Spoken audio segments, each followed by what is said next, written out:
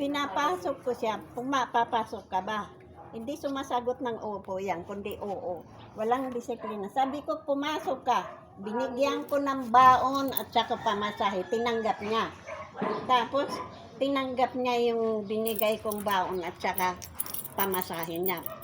Tinanggap niya. Okay naman ako kung pumasok siya o hindi. Ay, tapos ko. Dinalog ko ng papasok ka ba o hindi? Mag-aaral ka ba hindi? Ay naku, hindi pwede. Sabi ko, hindi ka pwede, hindi mag-aral. Wala ka nang ginagawa. Pinipilit sa week na periodical week na. Tapos, nung pumunta yan doon sa bahay, pawis na pawis. Hindi pa kumakain. Sabi ko, saan ka galing hapon na? Pumunta daw siya ng bukid. Budoy, akala ko kumain. Nabubugbog na yan, nagpupunta ng park. Binugbog na yan doon ng mga kabataan sa kaliwa. Sa ilog, maliligo na rin sa ilog. Ang tigas ka ko na buhay. Ngayon ko lang nalaman yan.